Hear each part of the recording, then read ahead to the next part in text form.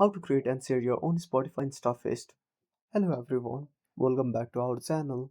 So let's dive right in without wasting any time. Also make sure to watch this video till the end. So first of all, open up your web browser, then tap on the search bar. Now type InstaFest, then tap on search at the bottom right corner. Now open up the first website. Now tap on sign in with Spotify. Now wait for some time. Now simply sign in into your account. Now simply tap on agree. Now simply tap on save and share. Now tap on download or simply tap on the share button. Now you can share this as a post, story or chats. And that's it. Thanks for watching.